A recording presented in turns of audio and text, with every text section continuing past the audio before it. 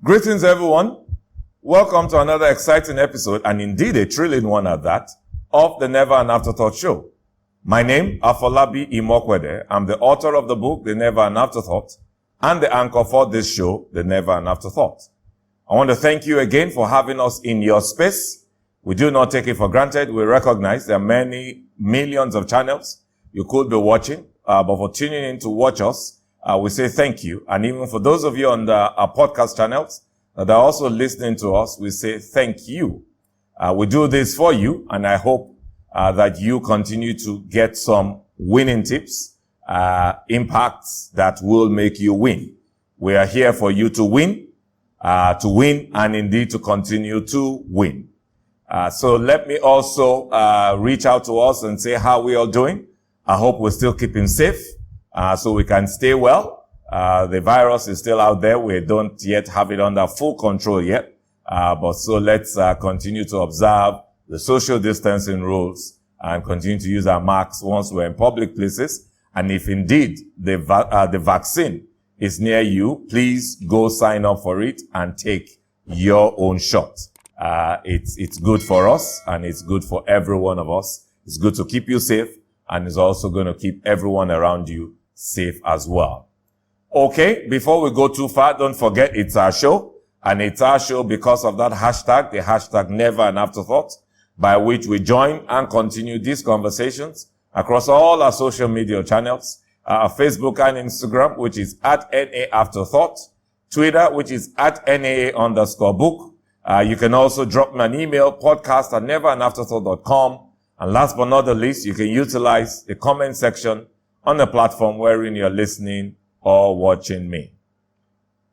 Today we're going to be starting a series on storytelling. It's going to really be exciting. I clearly won't be doing that alone. We are on set today in Ipara Remo, but I will be introducing my guest after this short break. So let's go on a short break, and I'll be introducing my guest for this show. We are in today for a thrill. It is about the intergenerational conversations. The whole conversation around which generation do you belong really speaks to a prism, right? A prism through which each and every one of us views life. I have the privilege of having my daddy here. He is Emeritus Professor Olu Aino.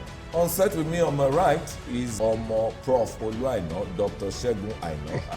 Earlier on in my life, we didn't have this kind of opportunity. That's one generational difference between now and then. This intergeneration, is there a seamless handshake, or is it a forced handshake?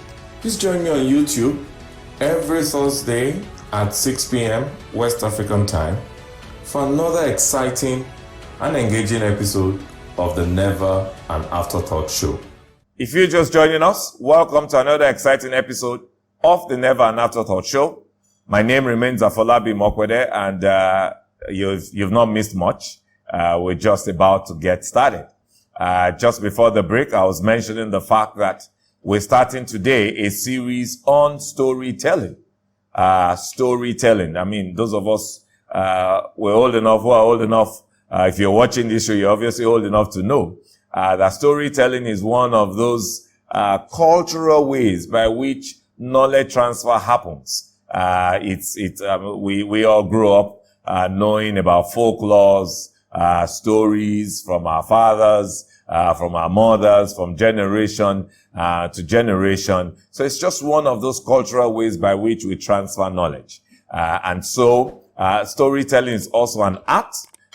Storytelling indeed is a skill, and storytelling is one of those, I guess, one of those cultural, maybe not cultural, maybe one of those skills I believe we should all gain very early on in life, because I believe that once you gain that skill very early, especially when we are still very, very young, it really helps to develop our cognitive abilities. It helps to develop our ability as speaking. It helps to develop our thinking, and indeed our communicating and writing skills. You can do a whole lot, when you learn the art of storytelling very early. Now, by that intro, maybe it's already giving away my guest, for the next series. This is a series. It's not just a one-time, episode. My guest is no other than the consummate storyteller himself, who is also a folk singer, and a dramatist par excellence, who indeed wowed us in our own growing up years. Now, when I talk about my own growing up years, I'm talking about the Gen X. Remember a few months ago, we had a series on intergenerational conversation.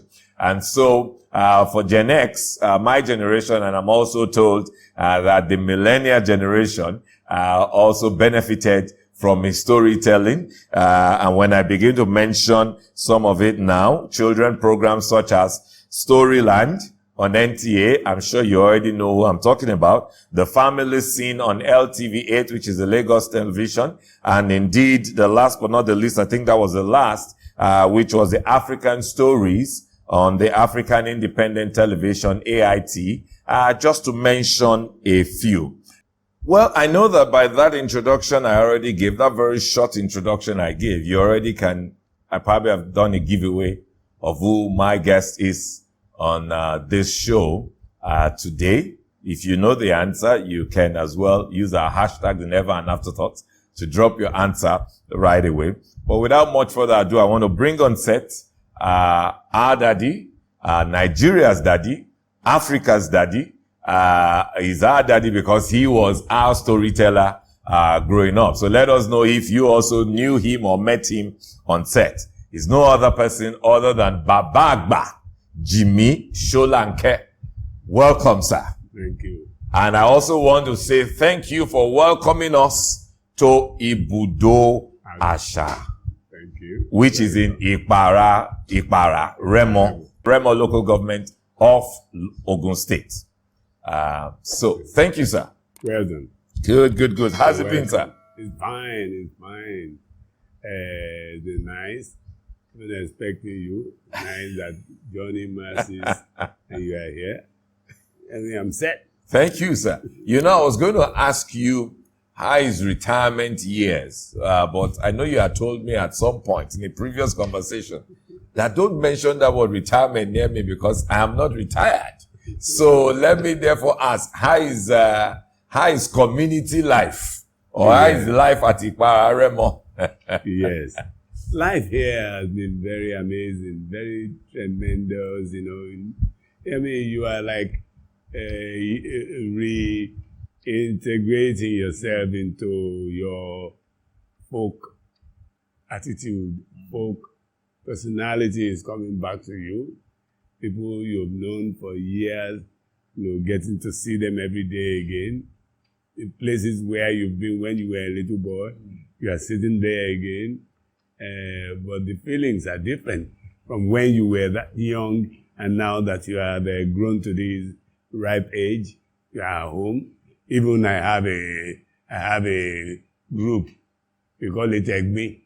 Yoruba calls it Egbe. Egbe, yeah. Egbe. I am in the oldest Egbe. Your age group. In my age group in this town. So you can see and feel, and it's very, very exciting. And there were a lot of places I couldn't walk into when those days were here. But these days, they will say, Wale, enter. So it's been very nice. There are a lot of things you are not yet used to. There are a lot of things that you cannot get when you are here. Okay. There are such little differences from the city. From the city. But by the time you are used to it, yes, and it's the same difference. So you basically just recondition. Oh yes. Yes. reinstall yourself. Or reintegrate yourself within the community. Because already you are going through reorientation already. So it's nice. It's nice to be here. Cute. So this is Ipararemo. Ipararemo, And this is where the Solankes hail from. Yes. Okay. So tell us about that name, Solankesa. And because I want you to, I had mentioned to our viewers at the introduction that our engagement is going to be more of storytelling. Yes. So by so doing, tell me about Daddy and tell me about Mommy and your days growing up here in Ipara. Oh, yes. I come from a compound they call Iledu. It's a compound where majority of the Solanke, Showale, Shonola, Shoniola, that compound, majority of the families there came with the show prefixes to their names in Iledu. So I came from Baba Alfred Tayo Solanke, the son of Lusokon Solanke, and he married from a very close by quarters. We are from Okearo, but my mother's folks are from Itungodo, not too far walking distances. I'm sure they must have been walking up and down, telling themselves, I love you and all that. And they didn't have emails or WhatsApp or any of that. You have to walk physically walk to. Exactly. Alfred had to physically walk to Esther's house. Alfred and Esther Uraola Solanke. Did they give you any idea of how they met? You see, those days, you never could even hear it from them. They didn't take their relationship and all that. No, not those people. They kept it to themselves. So they were working. They were both working and living in Lagos. Number 7 Griffin Street, Olowogbowo. Lagos Island. When I was born. July 4th, 1942. And I grew in that same house until I became a boy. And till date, my father, Christian, Anglican. My mother, Christian, Methodist.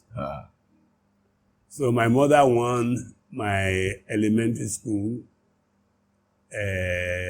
because I attended Ologbo Methodist School. My father won my church choir attendance because I was a singer at the Holy Trinity Church, Ebutero. Wow. So, from a very, very serious, potent, serious Christian family. That means you must know how to sing a lot of Yoruba hymns. Yoruba and English. Yes. Nearer, my God, to thee, nearer to thee, even though it be across that raiseth thee, still all my songs shall be nearer, my God, to thee, nearer to thee. What's your favorite Yoruba hymn, sir? My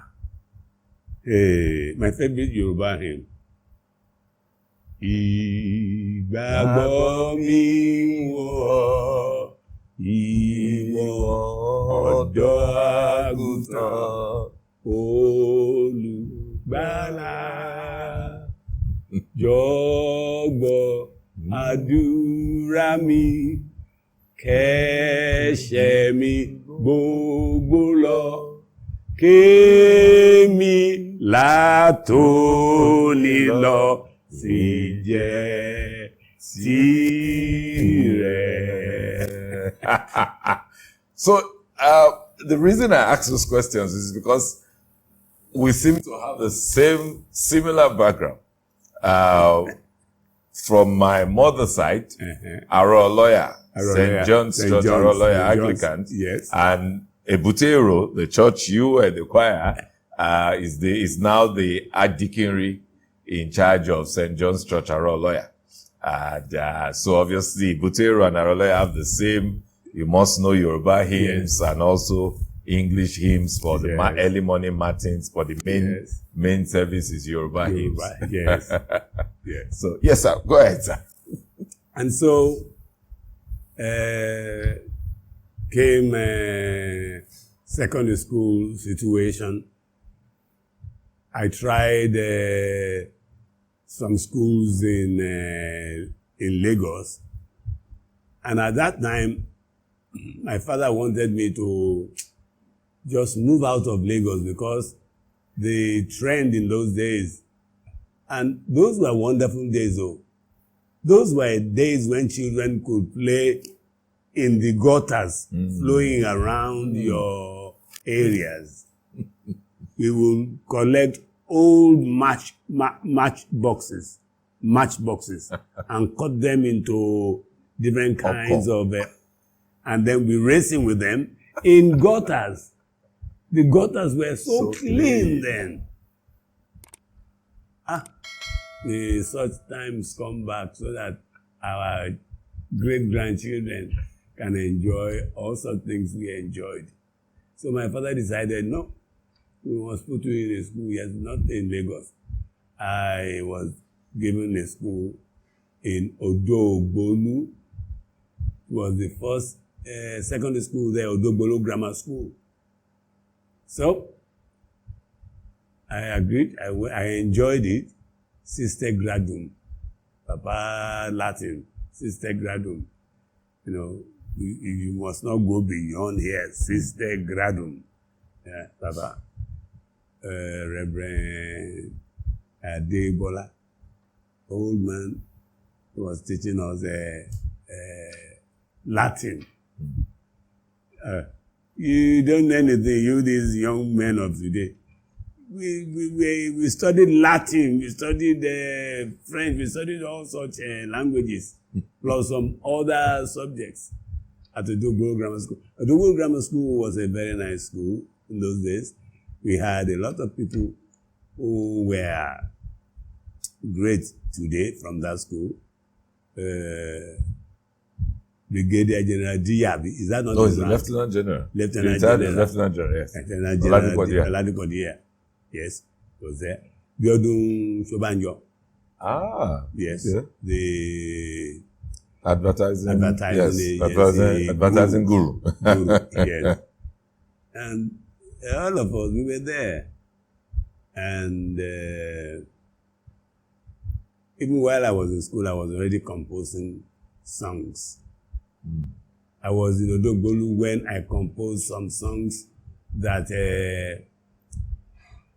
Roy Chicago and his Afolabi downbeats recorded, because we lived in Olorunshogo.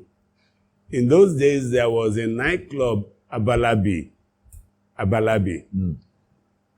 that was owned by the Baba Vincent, whose signature was on money in those days. Ola Vincent. Ola Vincent. Retired as the civilian governor at some point. Yes. Yeah. He owned that hotel, Afolabi, and that's where Roy Chicago and his band were playing. I could easily walk from my street at the back of the hotel. So you had moved, so your parents obviously had moved from Olowogo now to Olorunshogo. To Olorunshogo, number 5, Silver Street. Daddy owned it then. Okay. So I could easily walk from Silver Street at the back of Afolabi, coming through the back and give them my songs. I was enjoying it, but my parents didn't like it. What are you going to do there? I went to give them one song. Then when they started hearing Jimi Solanke, ọ̀rẹ́ ti tán, ọ̀rẹ́ òtítọ́ kò sí láyé mọ́ o, ọ̀rẹ́ ti tán. Is that one of your songs? Yes. Baby, na today you come o. Wetin you go chop? You say na salad. Wetin you go drink? You say na brandy. Where my shop be garri, my drink na tombo, my fish na panla, baby one time sardine.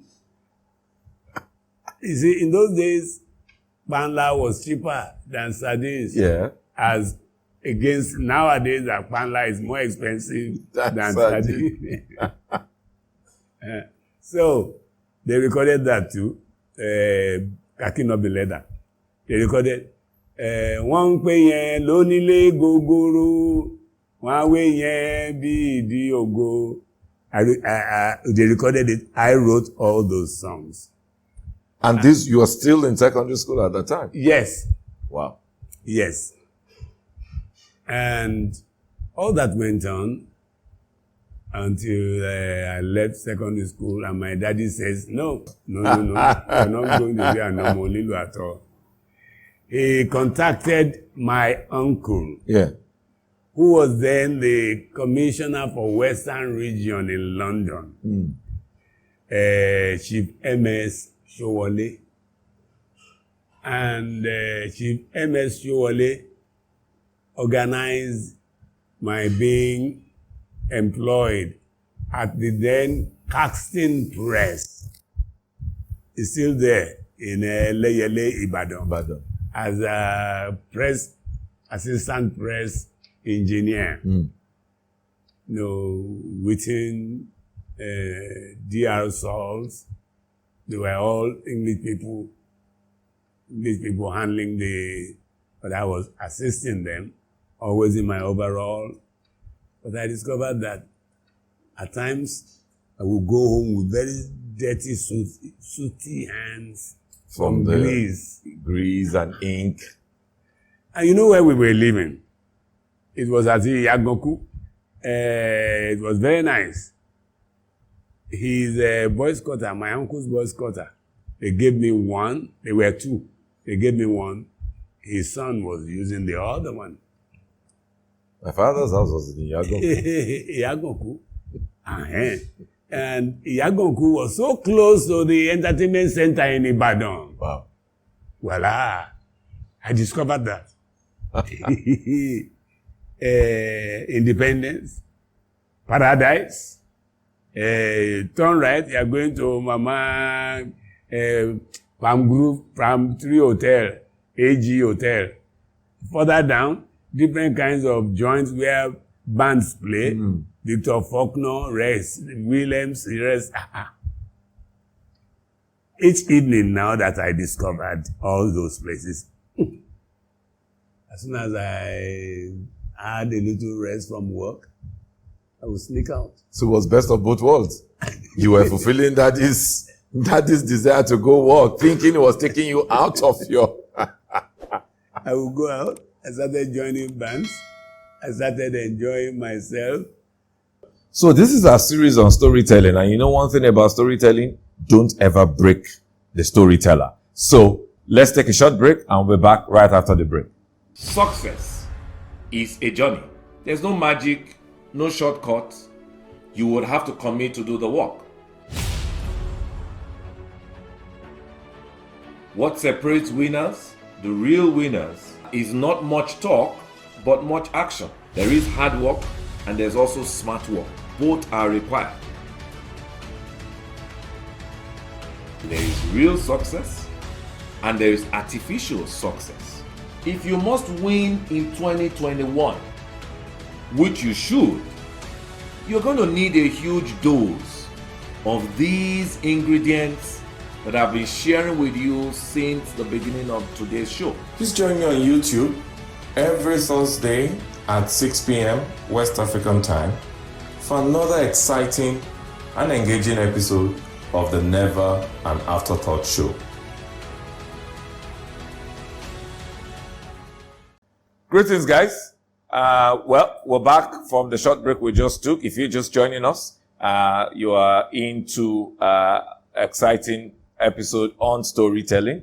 with no other person but Baba Agba, Jimi Solanke. If you have missed any part of it, you really want to go catch it up again. But don't forget to join and continue this conversation. Our hashtag is the hashtag Never An Afterthought across all our social media channels. Twitter at NAA_book, Facebook and Instagram at NA Afterthought. And our email is podcast@neveranafterthought.com. And indeed, we can read your comments on the comment section of the platform wherein you're listening or watching me. So my interest in going out at night to sing overtook my interest in going to casting press and continue the apprenticeship of a printing press engineer. At times I would come to the work, I wouldn't be able to go on to any house ladder to go and do the job I was there to do. Like fixing this, like putting this there, like, can you please catch, I'm not up there, make yourself up. So I stopped going to work. Eventually, my uncle sent me out of his boys' quarters. Wow. And that gave me the freedom that I was waiting for all the time. So I went into Ibadan town, found somewhere where I was staying until a lot of good things started happening to me. It was during that time in the 60s, 60, 59, 60, 61, 62, 61, 62, that in my just moving around, I ran into somebody who told me about Mbari Club in Ibadan. Mbari, you know, at the back of West End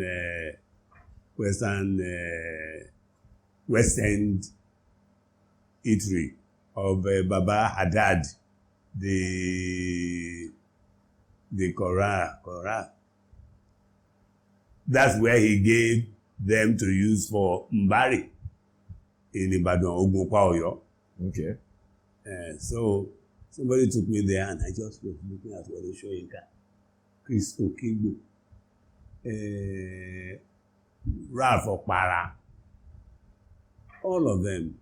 Aigboje Higo, Demas Nwoko, Abaulibaya.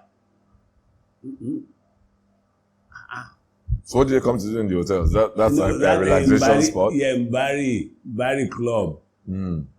That's where all the eggheads, you know, that's where all of them, when they leave the campus, they are going to Mbari. And in the Mbari Club, they used to hold a lot of theatrical presentations. They even invite groups like Ogumola to come and perform there. That's where theater started its appeal on me. And we started and we were doing some small roles, playing some small roles. These are ones that, okay, you can go in now, go in. They go in and come out and, I'm becoming a dramatist. So not too far from then came the advertisement for School of Drama, University of Ibadan. And we were all advised to, apply. Amongst the did you just, because I know playing in the band, that I know. Now, whilst in this Mbari Club, did you just volunteer yourself for an acting role, or how did the connect really happen? Those people were all performers. All of them, Yemili Jadu, they were all talented, more elderly than we are. And they were all talented. Guitar, Okigbo on piano. So we were just there with a lot of interest in what they are doing. So Institute of African Studies now instituted a drama workshop, School of Drama, that all the people that they are going to be taking will be the formation of the School of Drama in Africa. So all of us attempted it, and we were accepted. When I said we, Brother Tunjo Yelano was one of us. Yomi Obileye was one of us. Jimmy Johnson, I think. Yewande Akibo. Betty Okotie. And some other people were... So it looks like the creme de la creme. Ibadan was the place for the creme de la creme. Yes, it was one of the places that a lot of people, Begum, Hendrickson, all of them. Professor Hendrickson at the UCH in those days, and Willie Bayer.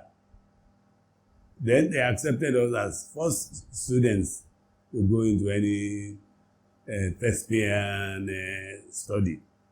I said, hey, me again in drama or whatever. I got so interested that I became one of the finest actors ever. Wow. In that team. Wow. Because I was so interested in it. And after the course of the workshop and the course of study, some people wanted to go ahead and join the department situation. I just declined. I said I would stay with the acting company, Orisun Theatre, which was being run then by Wole Soyinka. Wow. And we had series on WNTV, WNBS. So, which is the Western Nigerian Television and Western Nigerian Broadcasting Service, yes, at the time, yeah. So, I think it's important for the benefit of our viewers, most of them, especially being young people, to know that the Western region was the first to have television. Oh, yes. Western region was the first part of, in fact, Africa to have the television and stations where programs were being, televised and beamed. Western region was, in fact, we were the first set of people that were on television in Africa. Wow. Yes, because we were on that first station, WNTV, WNBS. And that one went on until 1969. I was ripe because I've handled different top roles. I was studying 4 scripts at the same time. Then the people who set up the School of Drama, Michael Crowder, Peggy Harper, Robin Houghton, they all moved to set up the Institute of African Studies in Cultural Studies in Ife. In Ife. And they knew, Jimmy, we need Jimmy here. We need Jimmy here. So they lured me to Ife. So 1969, I was in Ife. Institute of Cultural Studies. I was in Ife. And they had a performing area in the town, Oriolokun, in Arubidi. Great place. It was a town gown. The town meeting the gown. Yeah. I think it's important to explain that. So we tend to use that from my experience and a lot of what I also spoke about in the book. We tend to use that word, the town meeting the gown, as a way of complementary, a balanced educational system where your theory meets with the practical. But you as a living experience, I think use this, maybe we want to use this to explain. Oriolokun was a total town gown experience. In Oriolokun, they had departments of music, departments of theater, department of dance, and Department of Fine Arts.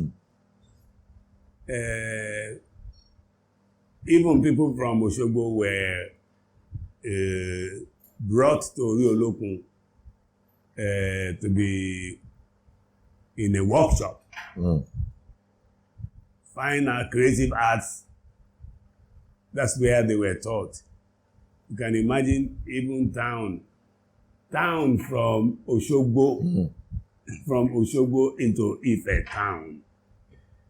Then, when the performing arts department would produce a play, they will allow members of the town, teachers,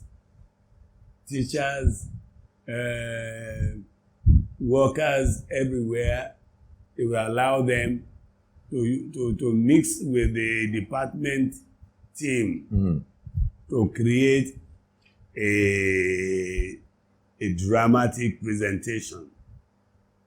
So the people in town were, coerced in it was a handshake, which is what we call the industry now and the academia. Yes, the people in town and the people in academia were, so tight.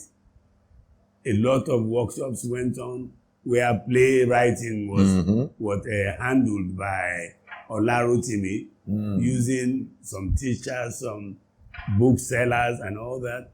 That's where plays like Gbekude, Gripam, like Rereru, like the one that Fela sang about. Rereru, that Dejo Okedeji Baba gave the name to his play, Rereru, and he was in Odorobo, and here he was produced Rereru at Ori-Olokun, where the audience too were a mixture of academia and the people in town.